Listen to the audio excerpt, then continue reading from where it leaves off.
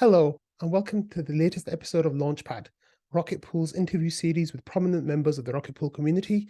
Today, we're talking to Anthony Sassano, who's known as Sassal on Twitter and on the Daily Gwei. He's the host of a daily Ethereum news show called the Daily Gwei, also has a newsletter and was the co-founder of ethHub that finished recently, right? So it's my absolute pleasure to have you here, Anthony.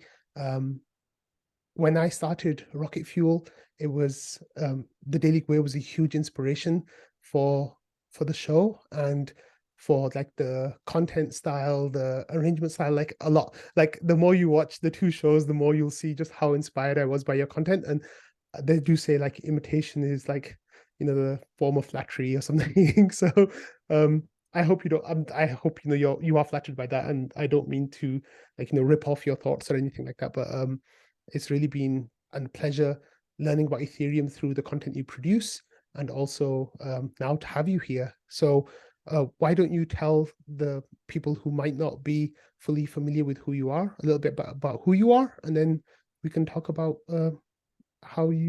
why you're here. Yeah. So first of all, thank you for having me on. I'm excited to have this conversation, and thank you for the kind words. I mean, it means a lot to me that I was able to inspire other people to create their own content and go out there and just give it a go. I mean, that's one of the core reasons I do what I do, is because I want to inspire other people to get involved with Ethereum, get involved with the projects that they love, and provide value to their communities as well, which definitely you are doing with Rocket Fuel. So kudos on that. But in terms of my kind of, I guess, journey and where I place myself in the ecosystem more broadly, I mean, I've always been about being an educator and being really involved with the community at large. Like, I'm not a coder, I'm not a developer or anything like that. I tried to get into that, but I'm just not built that way, so to speak. I think my talents definitely lie in, community marketing slash kind of education, and I think those fit nicely together. And honestly, there wasn't much of that back in when I started ethHub with Eric Connor, my co-founder, in 2018. We started at late 2018. There wasn't really much of education for Ethereum. Bankless didn't really exist. I mean, I think Bankless came out shortly after, but it didn't really exist. There were crypto podcasts, but they weren't, Ethereum focused. And the Ethereum.org website is awesome today, but back then it hadn't been updated since the Ethereum ICO, basically. So it was lacking in a lot of ways.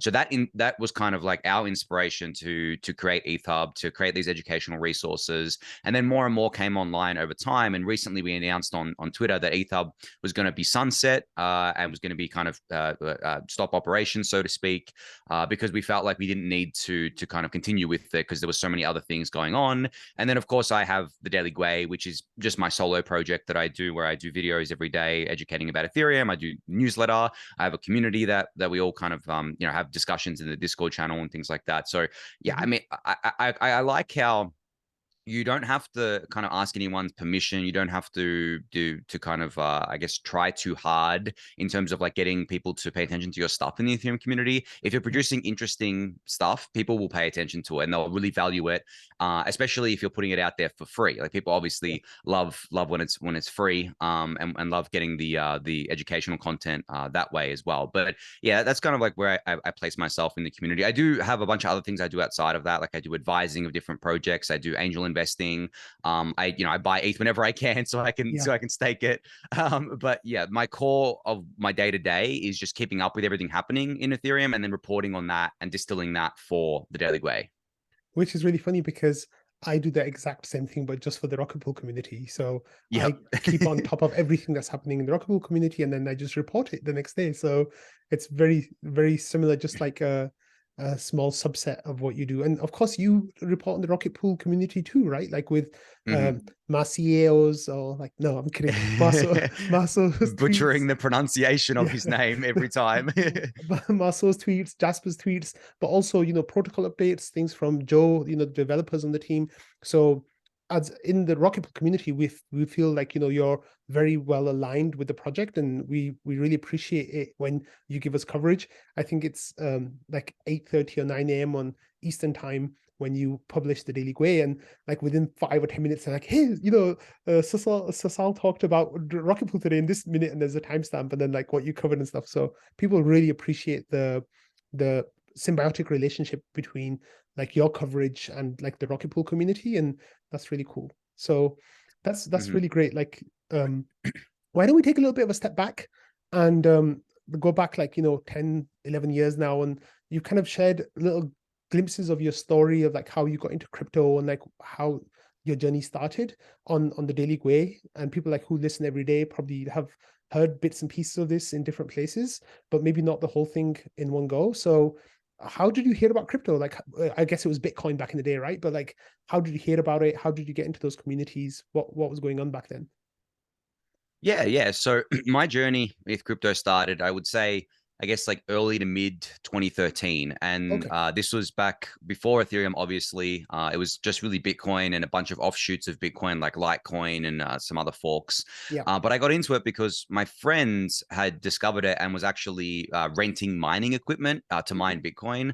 And I never did any mining myself personally, whether it was renting or mining on my own. But I got into it. I was like, okay, this is really cool. Obviously read the white paper. I mean, I wouldn't classify myself as a libertarian or anything like that. And at the time, to put it in context, I was 21 years Hmm. old, so I was still very young.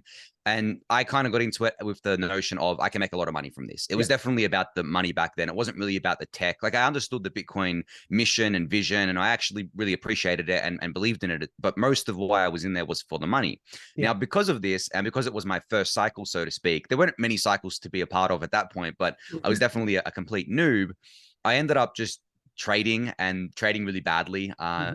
Getting involved with scams in terms of like sending money to something that turned out to be a scam. Yeah. I traded they call them altcoins like Dogecoin, things like that when they came out. Yeah. And yeah, I made a lot of really silly mistakes back then because, as I said, I was really just in it for the money, and there wasn't much that I'd put in. I didn't have much money when I was 21. I was just working kind of part time at university.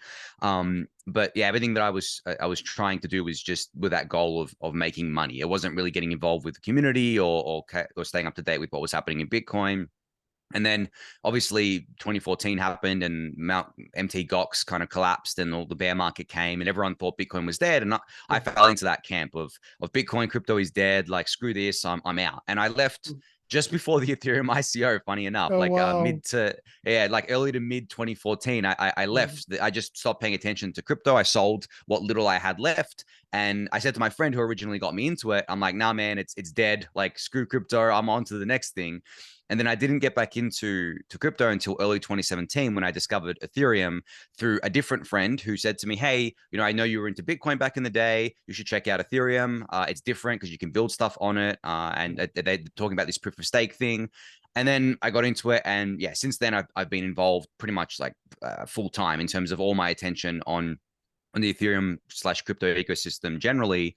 And I think the second time it was much easier for me to, I guess, stick around and get involved was because I was actually in it for the tech at that point. Yeah. Like, yes, I did obviously want to make money again and things like that, but I was much more interested in the Ethereum tech, like building stuff on it. The very, very first kind of examples of things like DeFi, when you had Ether Delta, which was an Mm. order book exchange or on chain. It was very primitive, but Yeah. just seeing that, and you couldn't do that on Bitcoin, it really inspired me and it really encouraged me to get more involved. And then the bear market happened again, and I this time around I said to myself, well, I'm going to stick around now. I Mhm. know what happened last time when I exited and thought it was dead. It came back in a very big way, and I missed out on all these opportunities. Yeah. So I'm going to stick around and make a name for myself, make opportunities for myself, and that's exactly what I did. And that's the reason why I'm here today, reason why I have such a large following, and the reason I do what I do is because I stuck around, and that's why I always encourage people, especially in this bear market that we've experienced so far, stick around. Stick around, take advantage of the opportunities, not just investing opportunities, but investing in the market, but also investing in yourself.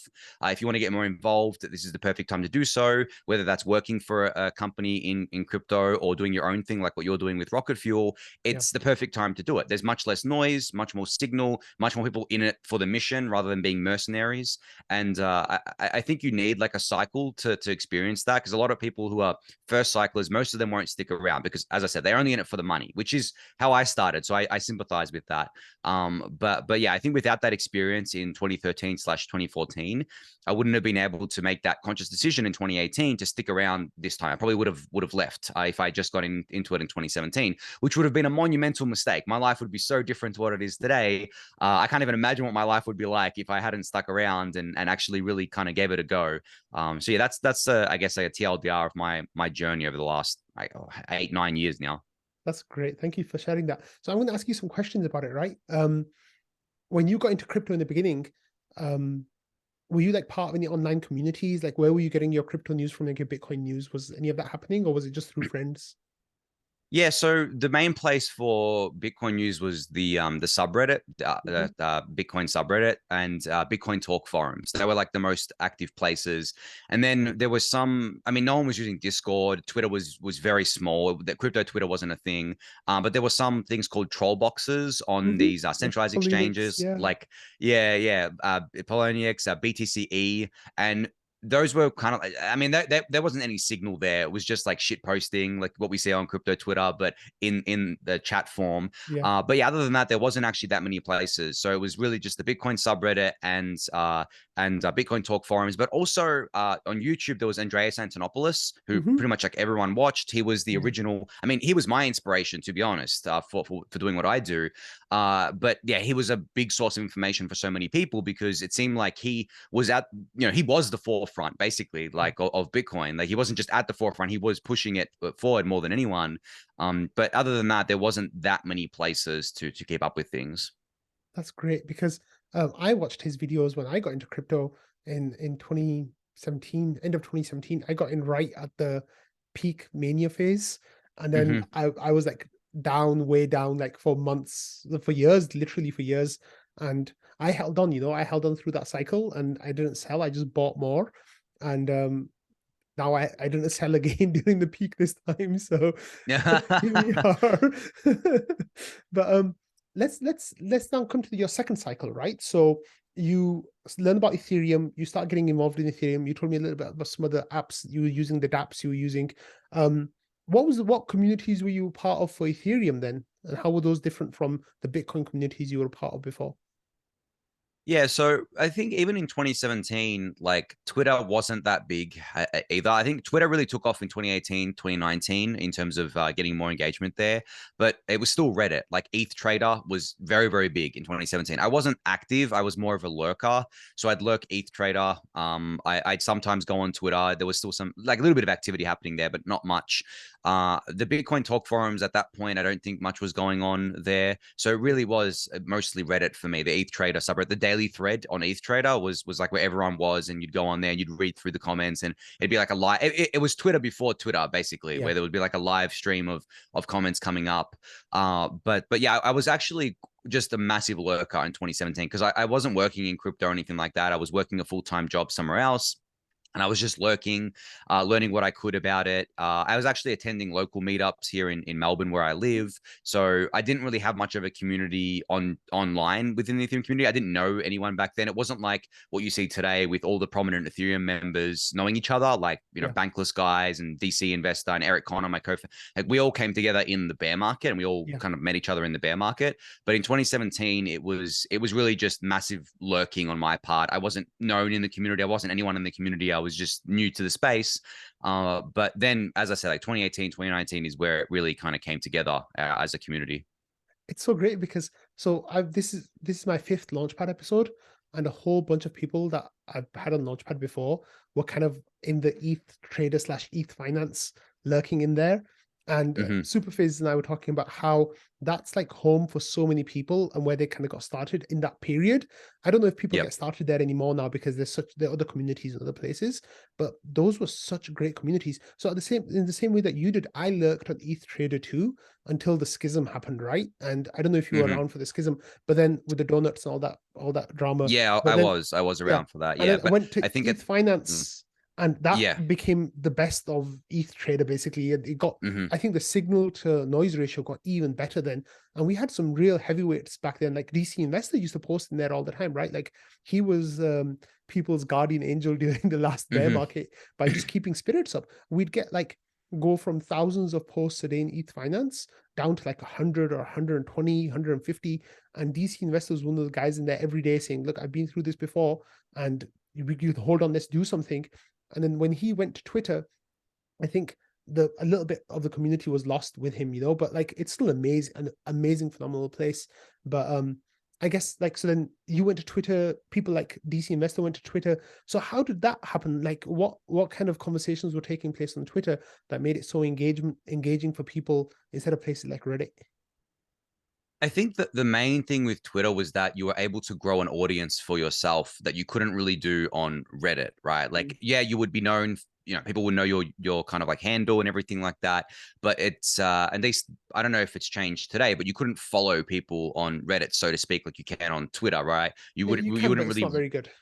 Yeah, exactly. Yeah. Like it's not the same experience, and you wouldn't Yeah. retweet them or repost them. Mhm. Like you could link to their. It was much more fragmented than it is with Twitter, where it's all basically in the same kind of interface on Yeah. the Twitter feed. Yeah. And I think also what Twitter did was bridge communities together. So it wasn't just the Ethereum community; it was the Bitcoin community, it was the other communities, it was people outside of crypto. So and I guess like being on ETH Trader or ETH Finance, you were just siloed into Mhm. just Ethereum, right? Yeah. So you couldn't really do much more than that on there. And I think that that played a part. But I think the biggest part, at least for me personally, was that I was able to grow an audience on there. That's why I chose Twitter over Reddit, because I felt like it was much easier for me to grow a following, grow an audience than it was on Reddit. And I think as time went on and as people kept growing a following and kept getting bigger and bigger, more people noticed that and they're like, I need to be on Twitter. And it's kind of network effects, but getting Mhm. network effects Yeah. basically. Like as it grows, it keeps growing, and then people kind of migrated across. And I think that happened after the drama with ETH Trader and ETH Finance as well. I remember I tried to be active in ETH Finance, but I just kept getting drawn back to Twitter, and I Mm. couldn't really maintain being active on both because Twitter was just a full-time job in of itself just Yeah. to maintain being active there. But I really do think it was that commingling of communities that made Twitter a special as well, because you didn't get that if you were just siloed into a different subreddit. Yeah. Like Bitcoin people didn't visit ETH Trader, and Ethereum people didn't really visit the Bitcoin subreddits that much. So that commingling, and also the fact that you could grow a following for yourself rather easily, and it was all in one interface. I think that drew people a lot more than Reddit did. Yeah, that's fascinating. So that, I guess, like you're saying, in 2018, 2019, that's when the Twitter, crypto Twitter really blossomed and bloomed. And it's really interesting because that was, the depth of the bear market, right? Like Hmm. ETH went down 95, 94%, Bitcoin went down 80 plus percent. Like things were really bad and a lot of people left. So what made you stay around in that time? You said, you stayed for the tech, but what was it specifically like? Can you remember some of the things that you were really passionate about or like really looking forward to back then that really like kept you around? Yeah, I mean, it was definitely things like proof of stake and sharding, like the core Ethereum roadmap items, Yeah. especially proof of stake. Like proof of stake for me is the thing that kept me around, the thing that got me most interested in Ethereum. I'd always been extremely fascinated with it. It went through lots of changes since I Mhm. first learned about it in 2017, but that always kept me very, very engaged. And then as the Ethereum roadmap continued to blossom and continued to go out into different directions, and we had the whole change of proof of stake from the old design to the new design. That really inspired me as well, because I thought to myself, wow, these guys spent all this time working on this thing, and instead of falling into the sunk cost fallacy, they said, screw it, we've got something better that we can do, that we can deliver faster. We're going to scrap all the old work and focus on this. And a lot of people actually view that as a negative. They're like, Yeah. oh, look, Ethereum doesn't know how to do anything. They scrapped all their work. It's never going to work. But I viewed that as a huge positive, and I viewed that as incredibly inspiring. So that's the protocol layer. But in terms of the app layer, as I said, there was like the first inklings of DeFi back then. There was Maker that had come out end of 2017 with single collateral DAI. That kept me involved. Then Uniswap came along a bit later, right? And then we slowly had a trickle of these different DeFi apps coming online, like Compound and Aave over 2018, 2019, and early 2020. So all of that, I mean, because it was a slow trickle, it kind of just kept me involved. It was like a slow drip. Instead of coming all at once where I'd Mhm. get bored within a month because I experienced everything, it was Yeah. a slow drip of really cool things coming out. And then at the same time, I had the community that I was growing for myself, and I was making friends, and I felt at home because we were all aligned on the Ethereum mission. We really wanted to see proof of stake delivered. We wanted to see DeFi proliferate. We wanted to see all these other use cases, grow and grow and grow. And then because that was those bonds were formed in a bear market, when the bull market came back, it just strengthened those bonds so much, because we all felt like, wow, we actually were right about what we thought. We were right about DeFi being a big deal. We were right about proof of stake actually being delivered and working, and we were right about the Ethereum roadmap actually coming together and doing all these really cool things and having all these cool things on the roadmap.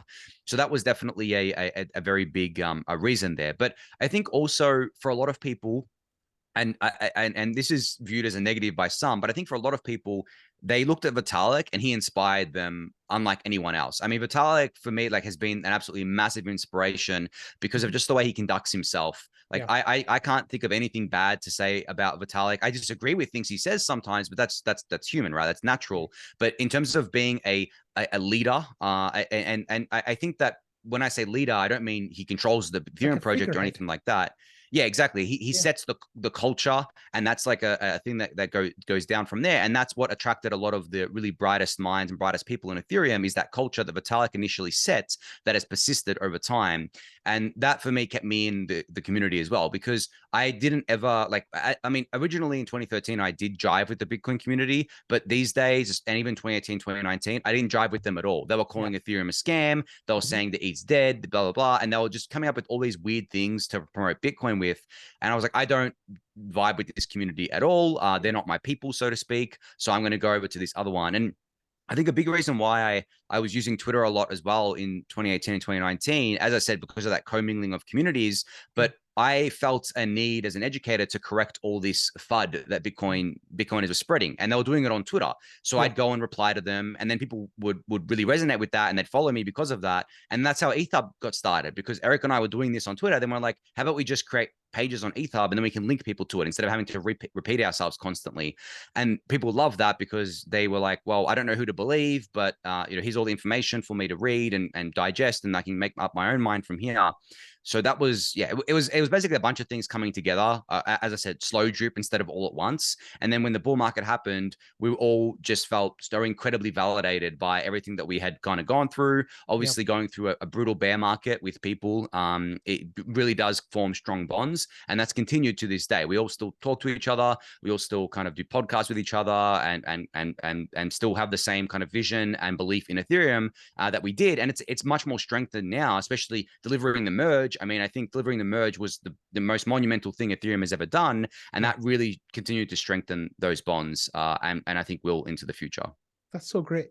That's really resonates with a lot of what I thought of those periods of time as well. It's just I was in different communities and I wasn't as engaged as you were, but fighting FUD and trying to correct maxis and that was what all of us were doing at that time, because that's all there was to do pretty much, because they were so aggressive, right? They were so unrelenting, and it was overwhelming for a lot of people, and not everyone could do it. So that's really great. And it was the popular view as well, right? Like today you can kind of ignore them and laugh at them. But back then, the Bitcoin Maximalists were the crypto community. Like no one was really taking Ethereum and ETH seriously. But they were taking the Bitcoiners seriously. And then that definitely changed very quickly, I think, in 2020 with DeFi Summer. That really converted a lot of the skeptics over to Ethereum.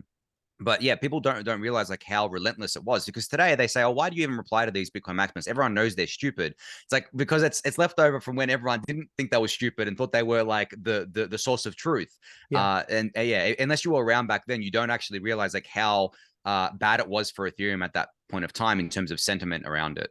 Yeah, the sentiment, before in 2017, we had the double peak on the ratio hitting 0.15.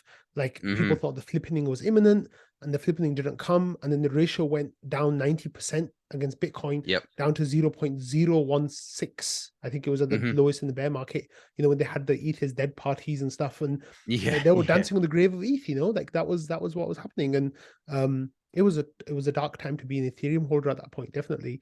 Tell me a little bit about ethHub, because I have to admit it's not a resource that I ever really interacted with. So you said it was a list of pages with information. What was the goal of ethHub, and how did it grow? And how did it become such a great tool for the community? Yeah, so there were three main things that ethHub did. There was the documentation website, or like kind of wiki style website that was open source. Anyone could contribute to it, that we launched. There was a podcast that we did, and then there was a newsletter. So a weekly podcast, weekly newsletter. The newsletter I had actually started in early 2018 as a different name. So I called it Block by Block newsletter, and there was a website called blockbyblock.io that was a list of resources for people to kind of read about crypto, Ethereum. It was just links to different resources. So that was my very first foray into doing anything in crypto, besides just lurking. And then I converted the Block by Block newsletter to the ethHub weekly newsletter, and that was just a way to keep up with Ethereum, each and every week. There was another newsletter that was doing that week in Ethereum as well. But Yeah. like I felt like, there definitely could be more than that. So that's why I did it. And it was kind of a different format there. But there was that, and then the podcast, which we would do. Eric and I would do like a weekly recap on the podcast of the newsletter, and then we would have guests on. But the wiki style website was basically in response to the Ethereum.org website not being updated, and it didn't look like it was going to get updated. And as I said, it had a lot of old information on there, very, very outdated. And I felt we both felt like it was lacking in the community of having all this up to date information about Ethereum. So Yeah. we created those pages that dispelled the FUD, but we also created a lot of pages about like what you could do on Ethereum, the different apps on Ethereum, like Uniswap and Compound and Aave and all that. And then we made pages for things like how to run a full node and Ethereum's monetary policy, all that sort of stuff, which is now covered by Ethereum.org. But back then, there was no one doing that at all. There was another ETH wiki that I think Virgil Griffith actually had started, but he let that kind of fall to the wayside. Didn't really get updated either. So we did it with ethHub. We got it with the ethHub wiki. We got it up. We kept it updated. It was open source, so anyone could contribute to it. But then Ethereum.org, I guess, like got updated. They put a team on it. The Ethereum Foundation put a team on it, and it's been updated. And it's an amazing resource today. Yeah. And then more and more Ethereum podcasts came out, and like obviously like Bankless and things like that. And then the newsletter, I guess more and more newsletters came out. So that's why we eventually sunset it there. But that was the initial motivation, but for doing all of that, because there really wasn't anything back then, and we wanted people to get the right information instead of getting this really outdated information on the Ethereum.org website. I see. So how did you then transition from working on ethHub and doing these podcasts and newsletters to the Daily Gwei? And what was the overlap like? What was like the unique point about Daily Gwei? And how did you differentiate those projects? What was going on there? Yeah, so I personally wanted to do more than what we were doing with ethHub within the community. And because Eric lives in LA, or lived in LA at the time, and I live in Melbourne, it was very hard for us to schedule things to do together because of the time zone difference was so massive. So I basically said, well, I want to do more for Ethereum, but I don't want to do it under the ethHub label, because it really is just my thing that I'm just going to do in addition to ethHub. So I said, okay, well, I'm going to do the Daily Gwei. It's going to be a daily newsletter. It's going to be daily YouTube video. The newsletter came first. So it started off as just a daily newsletter in mid 2020. And then by the end of 2020, I was like, I need to do a YouTube channel as well. There's too much to talk about with Ethereum. I need to do a YouTube channel. And that's when that got started there. But I was still doing ethHub at the time, and it was fine. Like Eric was fine with it. He was like encouraging me to continue with it. And then eventually Eric had been in crypto since 2013, but he hadn't left. So he had literally been the whole time since then. So he eventually got to a point where he's like, I've been in this industry for so long.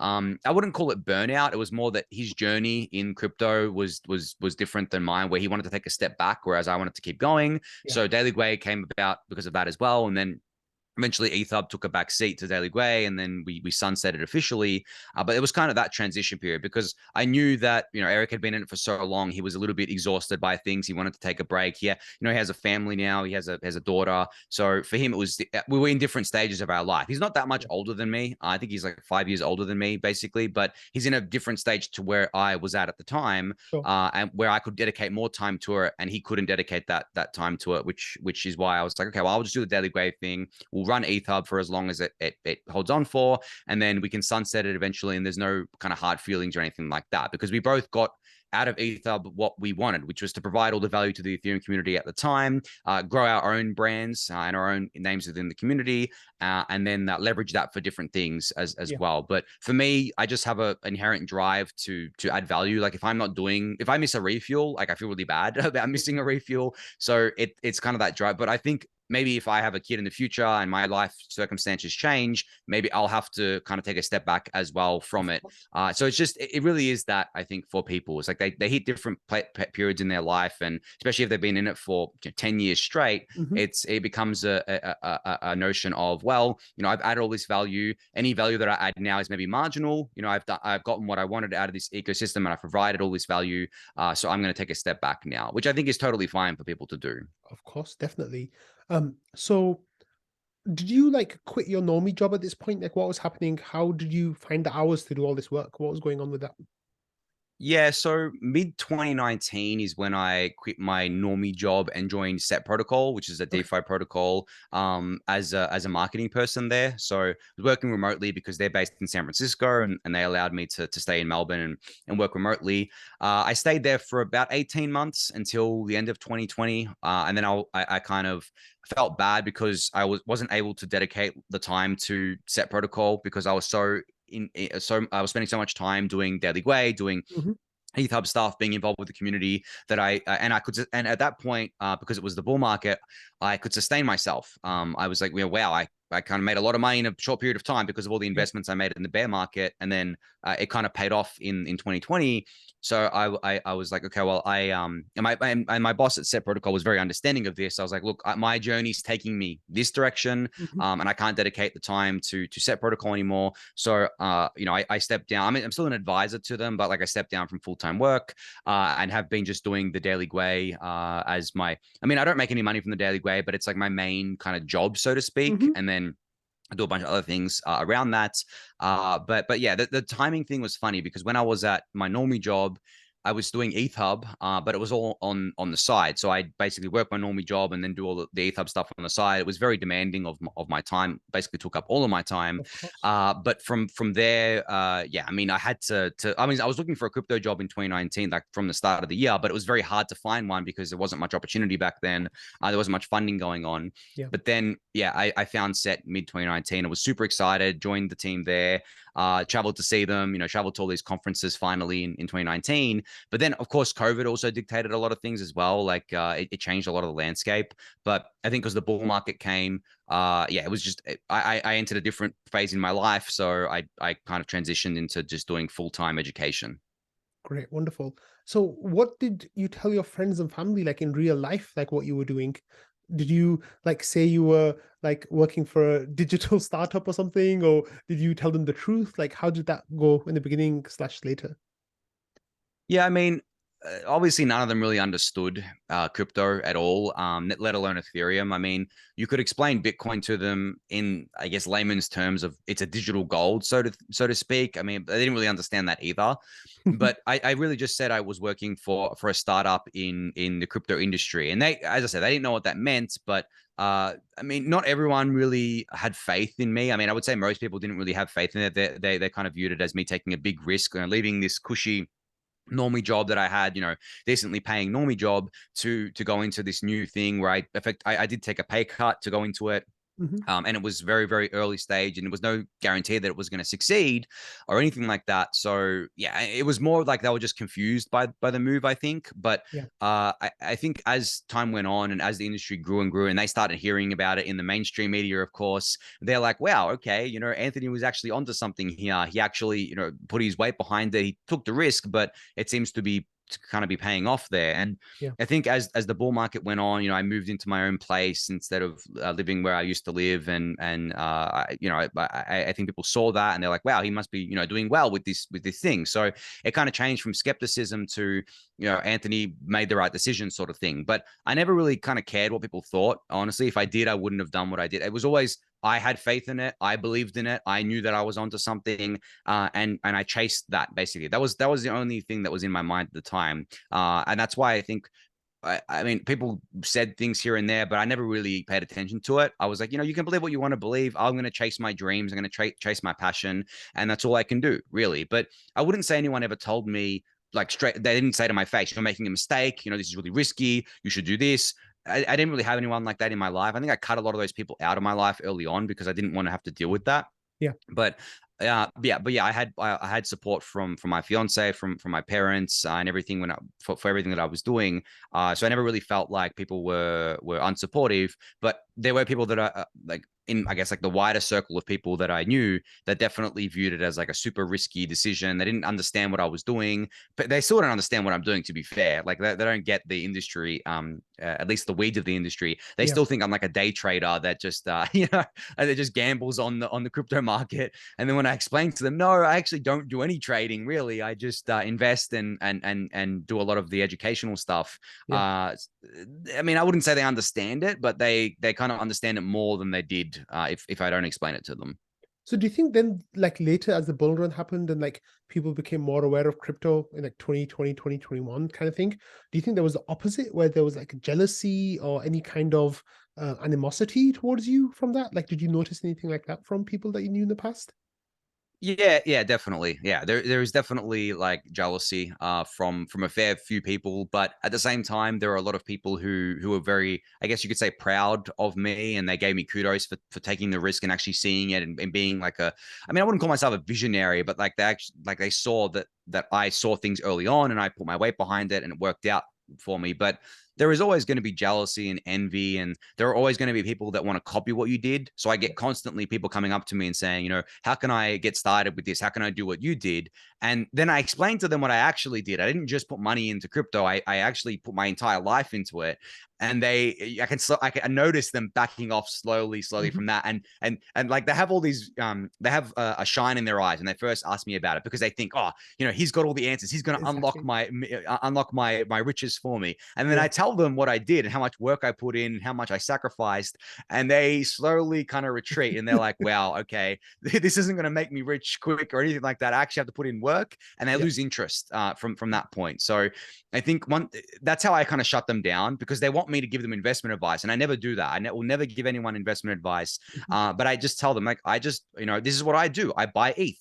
And I say to them, like, the reason why I'm not going to tell you when to buy ETH is because ETH is this price today, but it could easily be much lower than it is today. And can you handle that volatility? You probably can't. Can I handle it? Yes, because I bought ETH much earlier than the prices they are today. Yeah. So for you buying ETH at like $2,000 and then it goes to $1,000, that is a massive loss for you, right? That you are Mhm. down 50% and you don't have any other buys to back that up. Yeah. Whereas for me, my average purchase price of ETH is much lower than that. So when you consider all of that, and my position just generally is much different to theirs, Of I course. explain that to them. I'm just like, I wasn't always in this position, but I can't possibly give you any kind of advice that applies to you because Yeah. my position is very, very different from your position. So you got famous, right? Like you were one Mm-hmm. of the most well-known people in crypto space on YouTube, on Twitter. Like now you have what, about 250,000 followers on Twitter, like thousands, tens of thousands of subscribers on YouTube. People know you. You've mentioned some like negatives that have come with that. Can you like talk about that a little bit? I guess the biggest negative would be that you get a lot of haters in that as well. Like a lot of people know you because you're very visible. You definitely get a lot of people that hate on you for whatever, especially in crypto where it's very tribal, right? So obviously there'll be people that call me an ETH maxi, for example, because I just focus on Ethereum. They'll, especially in the bull market, there'll be people saying to me, you're wrong. Ethereum is broken. It can't scale. Fees are high. Blah blah blah. All the stuff we've all heard before. But because I'm so public and have such a big presence, I see a lot of those comments from all directions, like whether Yeah. it's in different Discord channels or on Twitter or even on Reddit sometimes. So yeah, there's a big element of that. But on top of that as well, I think that people just love to hate the people that have succeeded or the people Mhm. that are very visible. It's just there's just a percentage of people who do that, and whether that's jealousy or envy, it doesn't really matter. It just exists. So and then also on top of that, you have to be very very careful when you have such a large presence in what you say, because anything you say can be used against you. Just to use that saying, Yeah. by the community at large, and it'll be used against you to quote unquote cancel you or Mhm. to show that, oh wow, look at this guy, he was only acting as being like a good guy, he's actually a bad guy underneath it all, and look at all these shady dealings. So you have to be extremely careful about what you say, and also who you hang around with and who you talk to and who you the company that you keep. Yeah. So that's why for me, mean, people have said to me that like I called out all the scammers from this cycle, right? I was pretty on the ball with calling out the scammers and the grifters very early on, and I think that's just a reaction to my audience and having to be acutely aware of who is a good person to hang around with and who is not a good person to hang around with, and surround myself with. So I don't know if I'd call it a negative. It is actually probably a positive. It helps me and prevents me from blowing up and lets me tell people or make people aware of these people. But yeah, you definitely got to be much more careful. I can't just be fast and loose with what I say. And Yeah. if I am, I very quickly get called out on it. It's not like I can hide from it or anything like that. So yeah, it's definitely just being more aware of your following and how many people pay attention to what you're saying and doing. And then obviously because I have a lot of opinions, because I do an educational show and I talk a lot and I tweet a lot, people will come at me with that. But you just got to develop a thicker skin and get used to it and get used to people disagreeing with you on pretty much everything that you say, which Yeah. is fine.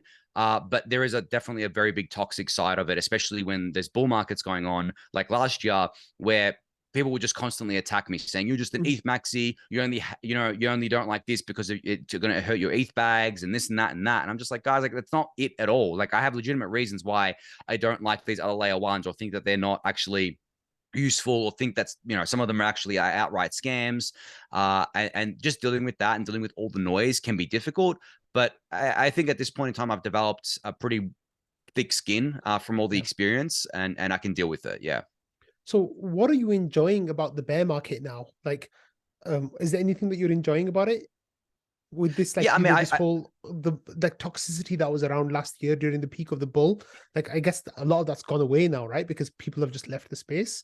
So is that something you're enjoying? Like what are the positives you're getting right now in terms of yeah, community? I think what I'm enjoying the most is all the noise is gone, and it's just pure signal now of the community providing really relevant information, really relevant signal. There's no noise of people calling me like an ETH maxi anymore. There's no noise of the bull market. Just basically keeping all my attention. And it's amazing to see like all the building going on, not just at the layer one protocol level, but also on layer twos and the apps that are building. Like all that is still going hard. Like these builders haven't stopped, and the layer twos especially are capturing my attention because they're growing so nicely in a bear market, right? Like they're actually all growing in a bear market, and we haven't even scratched the surface of what's possible because we still Yeah. don't have proto dank sharding, we still don't have decentralization of these L2s yet, we still don't have tokens for some of them yet as well, which can unlock even more Yeah. potential for them. And this is, as I said, all happening in a bear market. I struggle to see what the bull market's going to be like for these things. It's going to go crazy. So Absolutely. I think that's what's keeping my attention right now, and what I'm super excited about is that even though it's a bear market, even though so much of the activity that we saw last year has disappeared, it seems that everything's coming home to Ethereum right now. Like Ethereum is Yeah. really benefiting the most from this bear market, and it's reflecting in the market as well, because the ETH BTC ratio is not crashing like it did in 2018 and Exactly. 2019. Yeah. It is basically flat on the year against Bitcoin, and I think that is a huge vote of confidence for everything Ethereum has done. The merge, EIP 1559, all the layer twos, the apps, the other protocol upgrades, it's all coming together so nicely, and Ethereum is being rewarded for that work in a bear market much more than it was in a bull market. And I think the next time a bull market rolls around, Ethereum is going to be the greatest beneficiary of that demand, especially with these L2s. So yeah, there's just too much stuff to pay attention to be excited about. So much stuff happening, and really, it's all happening in Ethereum. Absolutely. It's so exciting to see that.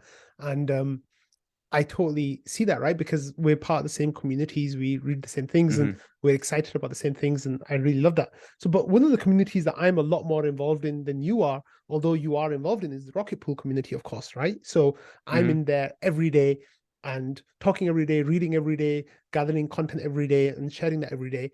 And you do that for the Ethereum ecosystem as a whole, of course. But you've been a kind of peripheral member of the Rocket Pool community. When did you hear about Rocket Pool, and like what made you pop into the trading channel and like talk to people there? Yeah, so I mean, Rocket Ball has been around for a long time, right? Mhm. Six Since years. basically 2017, or Yeah, even maybe earlier than that, six as an years now. idea. But yeah. So I'd known about it for a long time, but because I think Rocket Pool, because they were kind of married to the Ethereum staking roadmap, they had to move with it, right? So it took them a long time to actually deliver something because it took a long time for Ethereum proof of stake to be delivered. So I think I didn't really start paying proper attention to it until their product actually went live, and also like not just live, but like on the test nets, and it actually came into view of what Rocket Pool would actually look like.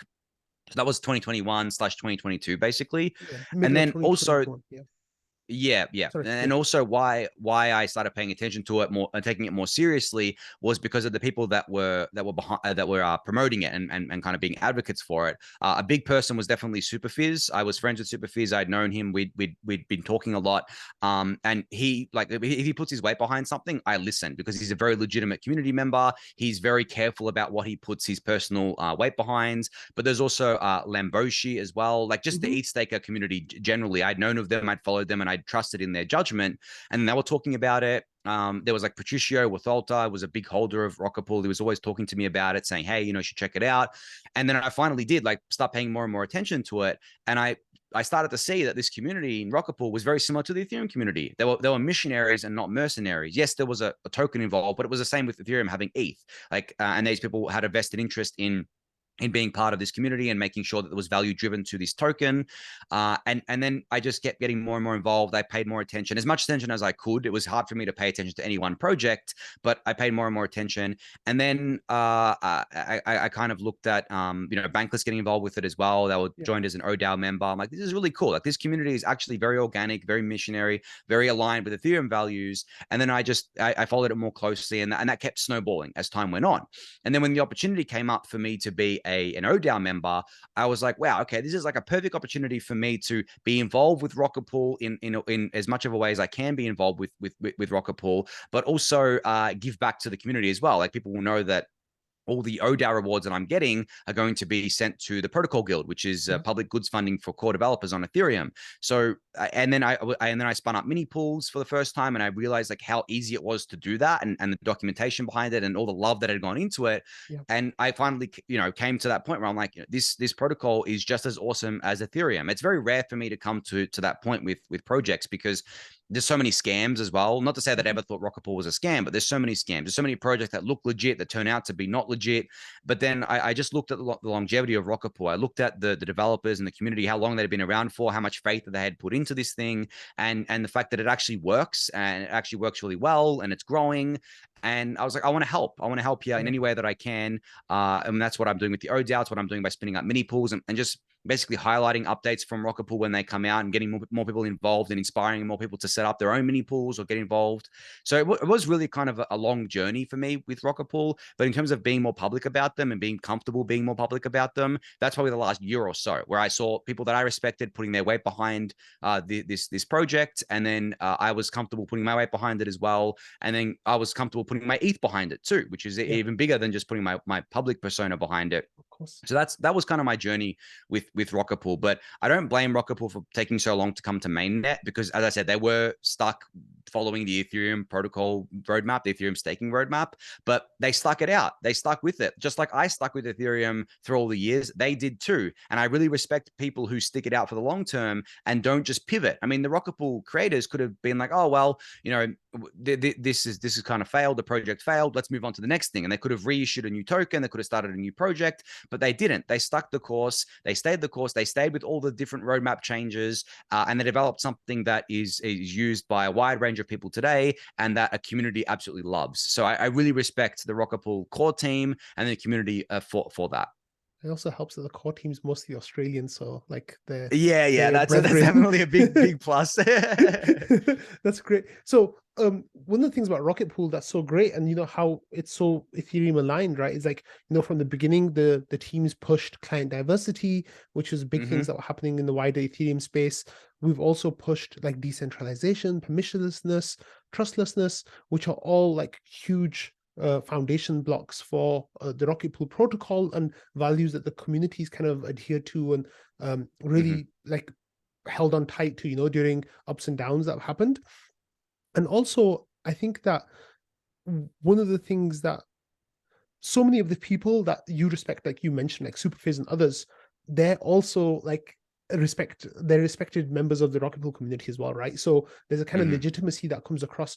There are other projects, I'm sure, in Ethereum that, you know, had good values and good qualities that just never were able to take off. And Rocket Pool, in a sense, is lucky that that was able to happen.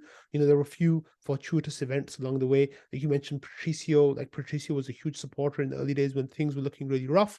And without that, you know, the protocol might not be here now. So there's definitely been elements of luck along the way that and, you know, sheer tenacity from the team and the community as well. So all of those things are really great. And now we're seeing the fruit of that, right? Like we're seeing that Rocket Pool now has over 2,000 node operators, which I think is the 5th most, if you add the list of all layer ones that are out there. I think there's like Bitcoin, Ethereum, and then Zcash, and pretty much I think one or two others, Dogecoin maybe, and then it's Rocket Pool, which is absolutely phenomenal when you think about it. It's a protocol that's just over a year on mainnet.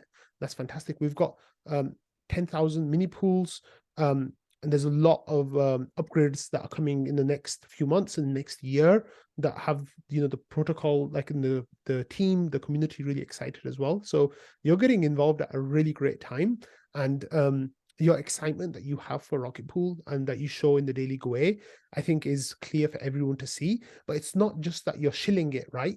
It's that there's literally a product here that is so aligned with Ethereum that you feel comfortable talking about it in the same breath as you talk about Ethereum and with all these other great protocols and projects that you talk about. And I think people are taking note of that now in a way that they maybe didn't like 2 years ago, because Lido was like the big thing on the scene and that was just gobbling up everything. But now people are like, hey, wait, you know, there's another way of doing it. One of the things that the community found really interesting a few days ago was after you spun up your mini pool, we saw your tweets with Kobe, and like being like, whoa, that you set up a mini pool, like what's going on with that? Like, you know, I want to do that. And of course I'm not going to ask you to divulge details of that conversation or not, but you know, these are people who are very, very prominent in the crypto space, and you know, they're asking questions now because it's you representing it in a way, do you know what I mean? And like the legitimacy that you bring with it. So I think it's a really great like symbiotic relationship of you being on the oDAO. So are you aware of any of the controversies in the community about the oDAO and like what people think of it? And do you know anything about that? I mean, maybe not obviously as much as you do because you follow it so closely. But I think the big thing that that I've seen the community complain about is that the oDAO rewards are too high. They think that the amount of RPL that are going to the oDAO members is too much compared to the work that they do. And I mean, I definitely sympathize with that. It's kind of hard to strike that balance, especially, you know, the community is obviously very sensitive towards the RPL price, and if they see the node operators selling their RPL as soon as they get it, it can be detrimental for them. And that actually factored into my decision to donate my rewards as well, because I didn't want to be seen as someone who was selling, and I'd have to actually sell pretty much half of my rewards for tax. And I think people, they understand that, but they still don't want to see that. So for me, I was like, okay, what was the best way to actually, you know, keep the community happy with this? Because I don't need the RPL rewards. Like I'm fine with not getting them. So I was just like, okay, well, let's give it to the Ethereum core developers who the reason why Rocket Pool even exists in the first place, right? Like without them building staking, Rocket Pool wouldn't be able to exist as a project. So that was my logic there. But yeah, that's the biggest controversy that I've followed kind of loosely, was that around the oDAO members getting too much rewards for the work that they're doing. But maybe there's other ones that you think are more important than that. That was the main thing that I was kind of alluding towards. And the reason why I was bringing it up was because when you got added to the oDAO, there was huge support around that from the community. And the reason for that was because of your gesturing about donating your income to the protocol guild, right? I remember when you first mentioned it on the Daily Gwei and you were like, you know, I need to figure out what the tax process is going to be like or what I can do, but this is my idea of what I want to do. And I guess I'm not sure exactly how you set it up, but it's likely be that you'll just set your withdrawal address to their wallet, so you won't come into contact with the RPL ever, so you won't be tax liable, right? Which is fantastic. And I saw that you said on Twitter as well that, look, what they do with it is up to them if they want to sell it or hold it. Like, that's not up to you anymore. You can't tell them that. And I think that's legitimate as well. And those kind of things and those, you know, positions that you've taken have, I think, been really well respected in the community. And I think people have kind of welcomed you with open arms. I don't know if, have you noticed that? Like, how have things been for you, like vis-a-vis the Rocket Pool community over the last like couple of months since we found out that you're going to be coming on the oDAO? Yeah, I mean, even before I was going to be coming into the oDAO, people treated me amazingly. I mean, I always felt like really, really respected and at home whenever I jumped into the Rocket Pool Discord and had a bit of a chat with people when I had some time. I always felt incredibly welcomed there. But especially with the oDAO stuff, like people resonating with my idea to donate the rewards and really wanting me on board and really kind of being excited about me being on board. Like I really loved that, and because I felt like that, it kind of maybe pushed me to add more legitimacy to the Rocket Pool project as well myself. Like as I was saying before, I mean, when we were talking about the negatives of having such a public persona, one of the negatives that I forgot to mention was that I have to be very careful about which projects I put my weight behind, because people take that as signal that this project is legitimate, right? Yeah. So if I put my weight behind a project that turns out to be dodgy or a scam, even though it didn't look like it to begin with, I take a very big hit from that. And I actually feel really bad about that too, because I'm like, I put my weight behind this thing and it's not actually anything good. And I feel bad about misleading people. So with Rocket Pool, I feel incredibly comfortable putting my weight behind Rocket Pool and sharing with people like, hey, I have mini pools set up and here's how to do it yourself. And you should set up a mini pool if you can. You know, you obviously need the ETH and the RPL, but if you've got that, you should definitely set one up. And this is how you do it. You know, follow the documentation. This is the hardware. So I felt much more comfortable putting my weight behind Rocket Pool than pretty much most projects in this ecosystem, simply because of the welcome arms, the fact that I knew that the Rocket Pool community was missionaries, not mercenaries, and that the Rocket Pool had been around for such a long time. But yeah, I've always felt welcome and at home in Rocket Pool. And it's honestly quite hard to find somewhere that I think welcomes me, not because I'm a big name in the ecosystem and I can shill the project. They're welcoming me because they actually want me on board, because they agree with my values and they love the stuff that I do. So yeah, definitely one of the only communities where I feel that. And that's one of the reasons why I'm so happy that you're here now talking to us, right? Like, I've done an interview with Superfizz before, but I've not interviewed any other oDAO members. Like, it's Mm-hmm. not like they're doing a great job, and I'm not, trying to say cast any aspersions towards them, but we don't see them in the community as much. We don't see them like talking about the same kind of things that we're talking about the way that you do, and I think that's really great. Like it really. The fact that you just pop in, like you pop in, Superfizz, of course, just lives there, so that's great. Buddha, who is with the Beacon chain, he's on the oDAO and he's also in trading quite a lot. But I think the three of you are probably like the most visible like oDAO members, and Mm-hmm. that's really great. And then there's Yorick as well, who is with a crypto manufacturer who's on the oDAO too. But yeah, there's a few people who are around, but like it's really great that the values and the positions that are taken by communities are so symbiotic, and that's really great to see. So one of the things that we're really excited about in the community is the big things that are happening in this coming year for Rocket Pool. Like, how much are you up to date with like the developments that are taking place and the roadmap items for Rocket Pool itself? Yeah, I have a kind of probably a loose, high level understanding. I think the thing that it seems to people are most excited about is the Leb 8s and the Leb 4s, they're calling it, right? We're reducing that minimum ETH requirement for spinning up a mini pool, which I totally get. I mean, that is going to be, I've talked about it on the refill, but that is going to be amazing to get more and more people in and spinning up mini pools. But outside of that, yeah, I probably have like a really high level overview of things, not too deep in the weeds there. But yeah, I mean, correct me if I'm wrong, but it seems people are most excited about those Leb 8 and Leb 4 update. Yeah, exactly. So LEB updates are probably going to be here at the end of February. And Mm-hmm. the idea is that the current mini pools, if you have a 16 ETH mini pool, you'll be able to convert that into two 8 ETH mini pools. And the Mm-hmm. effect of that is that right now you get 16 node operator ETH to be able to mint 16 RETH. Mm-hmm. However, in the future, you will need eight node operator ETH to mint 24 RETH. So the Mm-hmm. dynamics change completely. Like the 16 ETH you bring now will then be able to provide 48 new RETH. So the scope for minting RETH will grow like massively, like 3 times as much. And then with LEB4s, it'll go 7 times as much. And hopefully LEB2s at the end of 2023 will give you 15 times the capacity of growth that we have currently.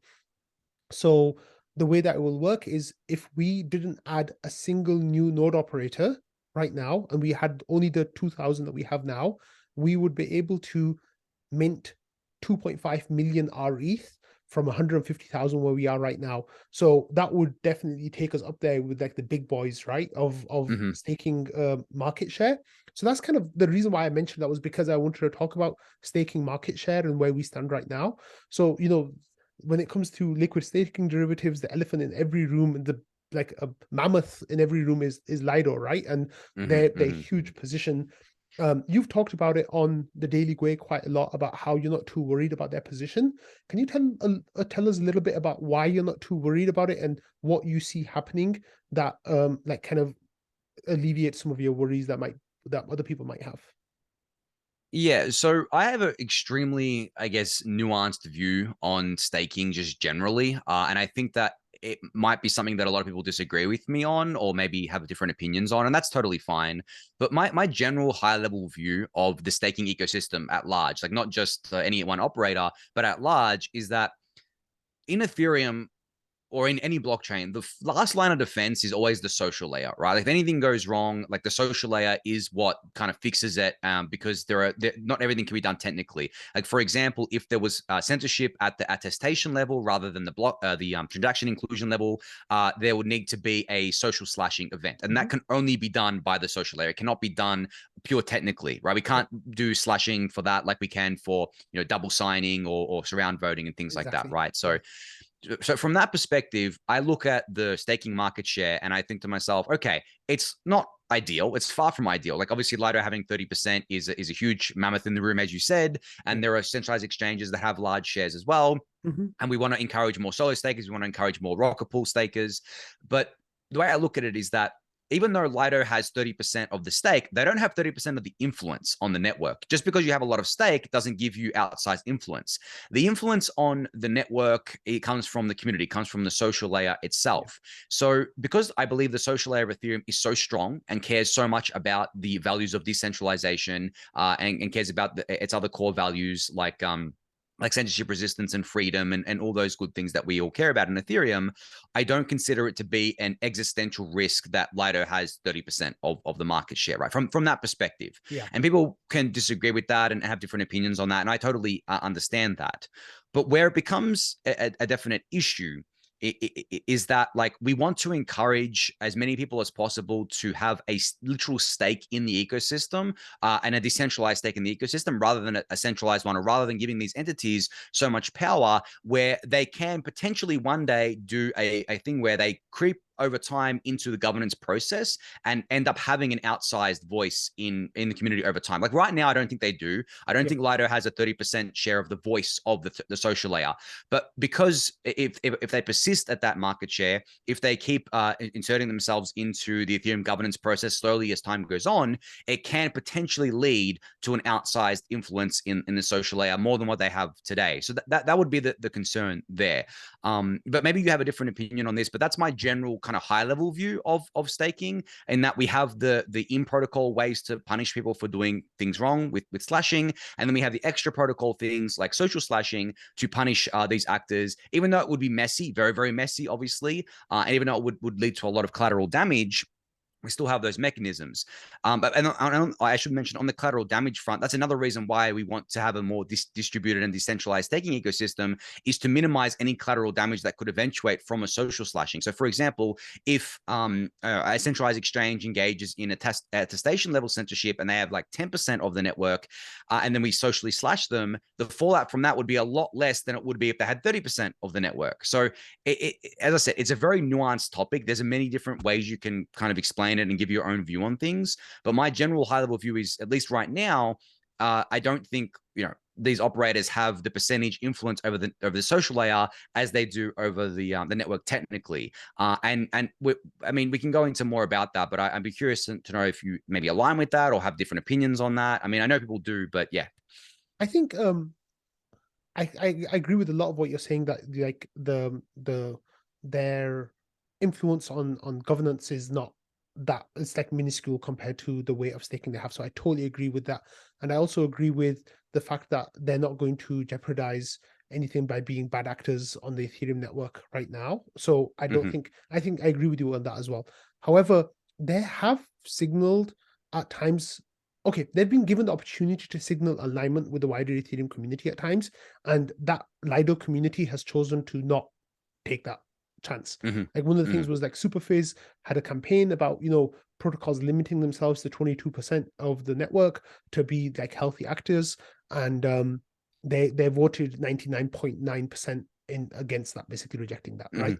So, and in contrast, the Rocket Pool community, the community as well as the developers were quick to release statements saying that, this the Fizz's suggestions are in line with our community and our values and our ideals, and this is something that we are signaling the support of, basically. So it's very contrasting stance there. The thing that I'm interested in is the idea that you brought up in the Daily Gwei a few times of like the great reshuffling, like your idea that once withdrawals open, people kind of move their stake around, and things will we'll have a much better understanding of what things look like at that point. And I agree with that as well, is that like the great reshuffling will definitely be an opportunity for stakers to move things around, people maybe to start solo staking, people to start Rocket Pool nodes, people to swap their STETH for rETH, things like that. And that I think would be something really exciting, and a big opportunity for Rocket Pool to grow. The main difference I think that I have with your approach is this idea that, things will just kind of like that will happen in the great reshuffling. Whereas I think that people like solo stakers, people like ETH staker community, people like ETH finance, and like certain sections of Ethereum, crypto Twitter, and of course the Rocket Pool community will have to make it a huge PR campaign, basically, of saying this is happening. We need to, as a community now, fix the mistakes that we made early on, and like giving share to players that really didn't deserve to have that share of the market. And we need to be a lot more forceful. Maybe forceful is too strong a word, but a lot more willing to educate people about the pitfalls of where we are and the potential problems of where we are, right? Not necessarily like actual problems, but potential problems. So that, I think that's where we differ, is that maybe, and correct me if I'm wrong, like you think that it'll just kind of happen, and I think that we kind of have to make it happen. And we both hope that it will happen, right? But it's just, do you think I explained myself clearly enough on what you did. Yeah. You did explain yourself clearly, but I would say that I don't think that it's just going to happen on its own. And maybe I've given that impression wrongly when I'm talking about this great reshuffling thesis that I have. But no, it's definitely not going to happen on its own. I think what I mean by that is that the community has an opportunity post withdrawals to will this great reshuffling into existence through all the things that you mentioned. So I think we're fully aligned on that. And going back to what we were saying earlier about the LEBs, right, and improving capital efficiency for Rocket Pool, that is one technical solution among many, and there's social solutions as well that we can push to will this thing into reality. I think my main point is that it can't be done now because there's no withdrawals enabled, right? We have to actually wait until the point of withdrawals for that reshuffling to take place, because no one can actually withdraw from the beacon chain. It can happen at the LSD level, but there are issues with that because of the discount. Like whales and the premiums and the discounts. Because whales, for example, yes, it may only be a 2 or 3% discount, but for a big staker, that's a lot, right? And that could wipe out all the rewards. Exactly. So I think that when you can close that loop and you can actually withdraw from the beacon chain itself and then move your ETH to somewhere else, we're probably going to see more of a reshuffling there. But in saying that, it's not just going to happen on its own. We can't just sit on our hands and be like, oh, well, yeah, everyone's going to just reshuffle and everything's going to be great. No, we need to do a very strong social push, which I'm going to definitely do and be a part of. And it's definitely a perfect opportunity for Rocket Pool as a community to come together and do a whole campaign around it, especially if LEBs are in place, which they should be by that point. And to get the more people involved like that. And I'm very hopeful in that. And as I said, it goes back to the strong social layer that Ethereum has. I think because we have such a strong social layer, we can actually will that reshuffling into existence. Yeah, exactly. And that's so exciting. So there's 3 things that are happening with Rocket Pool in the next few months that will help that reshuffling. The first one we've talked about is the LEBs. So people who are staking currently will be able to just make their ETH just a lot more efficient, which is going to be tremendous. The second thing is solo staker migration. So people who are solo staking right now and maybe, okay, there's like a real like fine nuance point here. about like the level of decentralization, right? So we all agree that solo staking from home is like the most decentralized and the best in class gold standard staking. However, I think Rocket Pool staking, because of the way it's set up, you're still staking from home, you're still doing the same activities that a solo staker does. It's like if solo staking is A plus, then Rocket Pool is A, and other things are like B's and C's and D's, right? So I think at that point, if there's any solo stakers who care about profit even a little bit, like even a tiny bit, which I'm sure a lot of them do, they'll realize that running a Rocket Pool node instead of solo staking is vastly more profitable. And because of that, we'll be able to attract a fair chunk of solo stakers to Rocket Pool. So solo staker migration is code that's written. It will be in Atlas in the same code as the LEB8s, which not many people know about, which is going to be really exciting. And then there's more code that's pretty much written, but hasn't been audited yet. And it will probably come maybe in 6 months' time, is my estimation, is something called SaaS, which is staking as a service as Rocket Pool. So we'll have people who will have contracts set up in such a way that you would be able to give your ETH to that person or your RPL to that person, and they would stake it on your behalf, and they'll take a small percentage and they'll give the rest back to you. So those three things, I think, will be in a position where we can suck up a lot of as the Rocket Pool protocol can suck up a lot of the gaps that are there now and really grow. And I think that's what we're really excited about seeing this year. I think like 2023 is going to be like the year of Rocket Pool in a way that we haven't seen yet, even more so than 2022. So that's extremely exciting for the community. And I'm trying my best to be a cheerleader of that, just like you're saying you are, going into the withdrawals happening and these migrations being possible.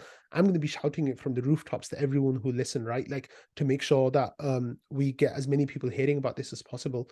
So that's definitely something that I think I kind of agree with you that we'll have to see where we stand in basically 3-4 months time. Withdrawals will be here in end of March, it looks like, right? Like hopefully by the end of March, which would be absolutely fantastic. Well, let's change direction a little bit, and like withdrawals, of course, would complete the merge aspect of the Ethereum roadmap. We're working on the surge right now. Proto dank sharding is the first step towards that, to getting more scalability for Ethereum. What are you looking forward to on the Ethereum roadmap, and what things do you think are important for people to pay attention to that they might not be paying attention to just yet? Yeah. So I mean, it's funny because like there's all those different names that Vitalik has given to the Ethereum roadmap that we all know about, the merge, the verge, the scourge, things like that. It seems that the Ethereum community is much more attuned to the roadmap because of that now, and it's not as fragmented as it once was. They're definitely paying attention to the, I guess, like surge a lot more with EIP 4844 and proto dank sharding, and understanding that sharding is actually changed completely from what it once was, and it's now for the L2s rather than for the L1 execution environments. So I think in terms of like something that most people probably aren't paying attention to right now, it's the stuff happening maybe with the verge, which I think is something that's maybe just as important as the surge, because with Verkle trees and state expiry and all that good stuff that could potentially come with that, and light clients, it basically makes it so that we can scale layer one even more for these layer twos. So I mean, maybe the verge should belong in the surge, but I think Vitalik split it out because it's more than just this kind of potential scalability upgrade. It does a lot of neat things under the hood. But I think it's funny because the scourge was added recently, and that's basically the roadmap item to deal with censorship on Ethereum and deal with MEV on Ethereum. And I think people are paying attention to that as well. Like, as I said, because this roadmap has been put together in such a easy to explain way with memes behind it, people are much more aware of the things happening now, which is kind of making my job easier, because it means I don't have to explain the background of a lot of these things. I can just jump right into them when I'm talking about them on the refuel. But yeah, I would suggest if there's one thing people should be paying attention to more, is probably the verge, because it's just something that I don't see talked about too much. Maybe because it's a bit more technical than the other things. But yeah, in terms of the top things I'm paying attention to, it's definitely the surge and the scourge. But yeah, the verge is one thing that I think people should be paying more attention to. Yeah, one of the great things about the Verge is with light clients, we'll be able to run full nodes on our cell phones, right? Like that would be absolutely amazing because right now there is still a technical barrier to running nodes at home. Like the Rock 5B is the latest hardware that's like taking the staking community by storm. Like Yep. it can run hundreds of validators, as shown by some Rocket Pool community members like Marceau that we talked about earlier. He's running 175 mini pools on an ARM system that costs less than $400 to build, which is amazing. However, there might be a whole generation of people who are still waiting for them to be able to run their node on their phone, and light clients will let you do that in the future, which is absolutely tremendous. I think that the great thing to understand about this is these are all protocol updates that are happening simultaneously. It's not like, we'll do A, then we'll do B, then we'll do C. However, we're doing A, B, C all at the same time. It's just different teams are working on them, different groups are working on them. And I think that, like you were saying earlier about during the previous bear market, there was software updates, apps coming out constantly, kind of drip feeding you and giving you that. Now we've got protocol updates happening in the same way that are keeping people really excited and keeping people like really passionate. So, we had the merge, and then now we've got withdrawals coming up, and then we've got 4844 coming up, and after that we'll have the next thing, and there's always some really great thing to look forward to, and that we can clearly see that will improve Ethereum in all these amazing ways, right? So that's really great. And I love seeing that. You mentioned the Scourge as well, and that's like these maxis that we've talked about earlier, like that's kind of been their focal point recently, right? Like Ethereum censoring, Ethereum's like government controlled, it's being captured by regulation. And of course, we all know that that's, pardon my language, bullshit, right? And it's misinformation, misinterpretation of the facts. Can you talk to me a little bit about your ideas about what you're seeing in relation to like OFAC sanctions and MEV boost and the issues / controversies that come up around that? Yeah, so I think a lot of people probably don't understand where the censorship is coming from or how it's actually kind of designed on Ethereum or is kind of working on Ethereum right now. I think I've been saying for a while that the validators don't want to censor or aren't censoring, I guess, because they want to censor. What they're doing is they're basically outsourcing their block production to MEV boost relays, and some of those relays are censoring, right? So when people and the reason why they do that is purely economic incentives. It's got nothing to do with them wanting to actually censor. But the reason why the relays may be censoring is because their lawyers have told them, hey, you need to censor these transactions, or sorry, these things that were sanctioned by OFAC, and that's why that is happening. But in terms of the validators actually using the relayers, it's pretty much, I would say, for 99.9% of validators, it is all about the economic incentive. It's all about the profit motive.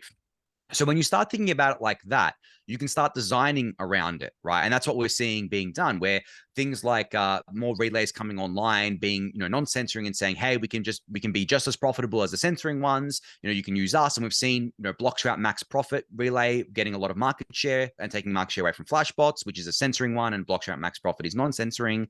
And then we've seen things like Flashbots come up with the min bid thing, where you take a small cut on the profit that you can kind of get, but then you aren't censoring things that are kind of lower transaction fees, right? So you aren't using the relay for the low kind of MEV profits. You're just block building on your own. So there are various different things that are happening to tackle this issue, but I really try to hit home for people that it is an economic incentive issue and an MEV issue first. It is not an issue of people wanting to censor, because if the relays didn't exist, you wouldn't have all these validators coming together as one monolithic block builder in order to censor. They wouldn't do that, and we would probably see close to 0% censorship on the network.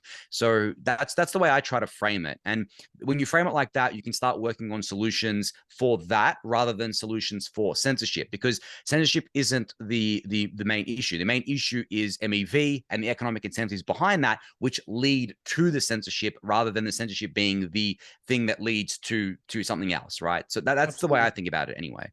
I think for me personally, I can only talk about myself and like maybe other people in the Rocket Pool community is I use MEV boost on my Rocket Pool node because I have to, right? So the way that Rocket Pool nodes are set up is you share your rewards with the rETH holders. And Hmm. if you did local block production, there's ways of stealing MEV that could come in. That would, technically be going, half of that would be owed to the rETH holders, but you could skim it off the top. So we, as a protocol, don't allow like solo block building to take place, but Hmm. there's, I think, 7 or 8 now relays that are integrated into the smart node stack, full range of censorship, non-censorship slash MEV extraction, sandwich attacks, all that kind of stuff. Whatever flavor of MEV that you're comfortable with, you can choose that. However, you have to choose one. Like you can't, Yep. you have to have one. Now, for someone like me, and there's a fair few of us, I turned on all the relays on my node, right? Hmm. So I have Flashbots on, I have Bloxroute on, I have Eden, I think. Is that integrated or not yet? I'm not sure. There are a few of them. I think there's 5 or 6 of them that are currently available, and I have them all turned on my node. Now, does that mean I'm censoring? I don't think so, right? Like whatever produces the best block, my node will accept that, and like whoever bids the highest price will get the block. Since the merge has happened, I think I've had maybe 10 or no, 7 or 8 proposals, and 4 of them Hmm. have gone through Flashbots and the others have gone through Bloxroute.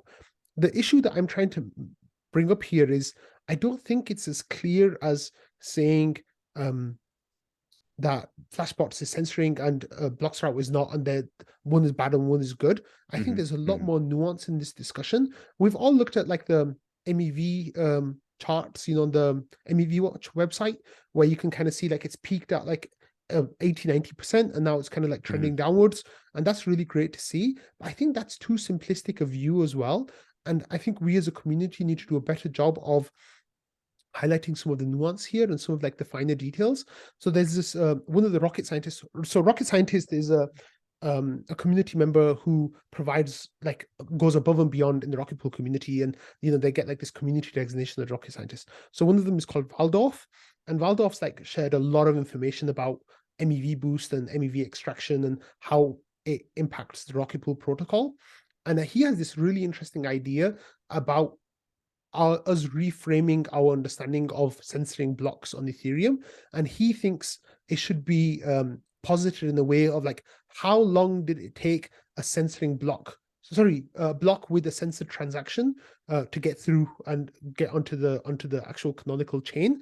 So he has this idea that like, if 50% of relays are blocking you, then it might take 2 blocks to get through, or maybe 3 kind of at most.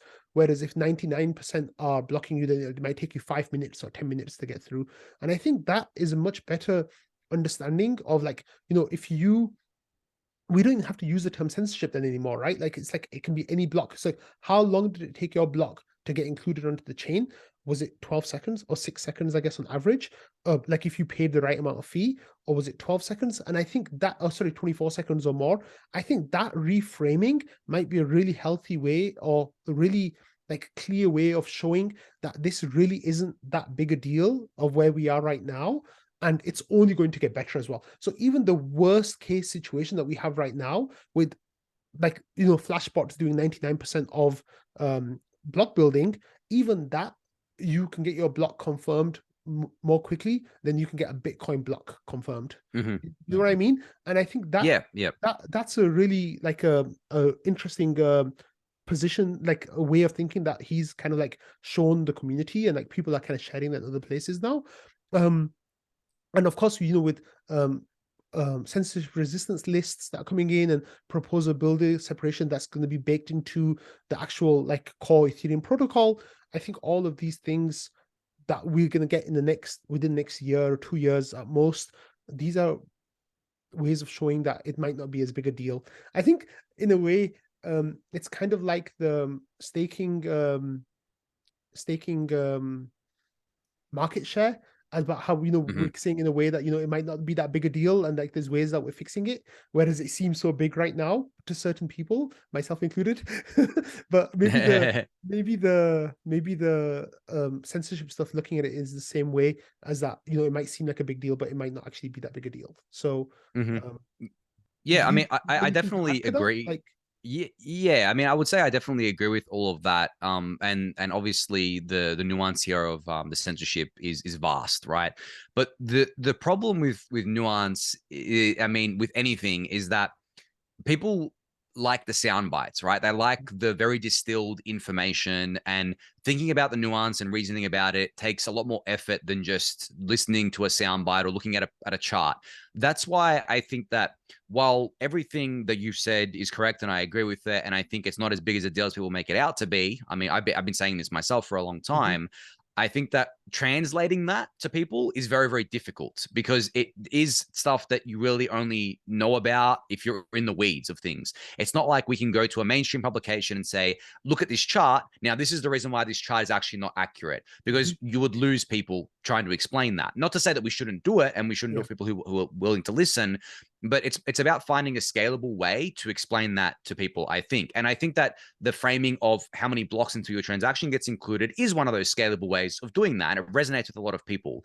Yeah. But even that requires some nuance behind it as well. And we need But I pretty think that, graphs. yeah, exactly. We need more pretty graphs. We need more pretty Yeah, charts that people can kind of reference and things like that. exactly. So that's what we need to scale things. As an educator, I'm acutely aware of that, because I know that on the refuel, I go into the weeds of things and I talk about things, but my reach on the refuel is rather small compared to my reach publicly on Twitter, and that's simply because on Twitter I don't really do much nuance on there. I kind of do it down to bite size, and then I give nuance on my tweets on the refuel for people who care about that. So I try to do Mhm. like a hybrid approach there, Yeah. but there is dangers in oversimplifying things and making them out to be, and spreading them maybe the potentially wrong information by simplifying it too much. But at the end of the day, you have to strike a balance between simplifying something and providing nuance to it as well, so that you can reach the maximum number of people with what you're trying to explain. Yeah. Okay, I think we've covered a lot of really great things in this chat today, Anthony. I'm really happy that we took the time to talk about all of this stuff. Is there anything that you want to add, any points that you want to clarify that we brought up during the conversation, or anything that you feel like we didn't give enough attention to? I think we covered a lot, right? We covered a lot of ground here. We talked about a lot of diverse topics, which are always fun to talk about, and especially with someone that is as tuned to the community as you are. I mean, I feel like we're on the same wavelength, which is always fun. But yeah, I mean, I just reiterate what I was saying, I guess earlier, where I said stick around. You know, in the bear market, don't exit the ecosystem. The maximum amount of opportunities are available to you in the bear market to get involved. You know, maybe you want to get a job in crypto, or maybe you want to get involved in one of the communities more deeply, or maybe you just want to invest in things and potentially have a better risk reward than you would in a bull market. But either way, I always suggest people just stick around. If you're enjoying yourself, if you're having fun, there's no reason to leave. Stick around, because we're not going to be in like the depths of a brutal bear market forever. Like, it may seem like we are, but there is always light at the end of that tunnel. And especially in Ethereum, there's always something interesting to pay attention to. So I don't see any reason to leave just because the prices are down from what they were. Yeah, of course. And of course, in the Rocket Pool community, we love our POAPs. So you got to stay for POAPs, like you got Yep, you got to yep, collect all definitely. of them. So Yeah, exactly. You'll miss the pull-ups if you don't stick around. That's for exactly, sure. exactly. I want to share a really interesting conversation that I had. I want to share it with you that I had a couple of days ago. Wait, yesterday when I met a friend for lunch, and it was the first time that I told this friend that he's a bit older than we are. He's like in his early 70s, and it's the first time I told him that I have a YouTube channel and like that I talk about cryptocurrency, and he was like, who told you to do this? And I was like, Yeah, yeah, yeah. no, I just did it myself. And like people started watching, and he's like, but why? Like he just couldn't understand this idea of like not needing someone's permission, to do this. And I Yep, feel like yep. that you probably had moments like resonating like that for you, where people just didn't understand that you can just get up and start working, doing your work. And that's something that Hmm. I've been trying to promote on Rocket Fuel as well. Is I do a thing every Tuesdays where I ask people like, what work did you do in the last week in the community? And I feel like, people like you and others in the space, we are kind of spearheads right now of encouraging that. And maybe Hmm. that's something that we should all do more of, is to get people not just to hang around, but maybe give back an hour or something, or some amount of time every week. So I think that's something that I'm trying to push, and hopefully we can all make it grow together in this time where the gains in the future will be maximally returned, right? Like the work that we put in now will really be like amplified massively in the coming months and years. So there's a Yep, lot to do. definitely. There's enough Yeah. for everyone to do, definitely. Yeah, definitely. Yep. Yep. Yeah. So are you coming to ETH Denver? Yes, I am. I will What be in Etham. I've got my flights and accommodation all booked, so I'm locked in. wonderful. I got my stuff booked yesterday as well, so maybe I'll bump into you out there. I'm gonna be at the Rocket Pool booth, so maybe you can come find us all there. So Oh, um definitely will. Definitely. I wanted to say, Anthony, thank you so much for taking the time to talk. And I know that I will be watching the Daily Gwei every day, like I always do.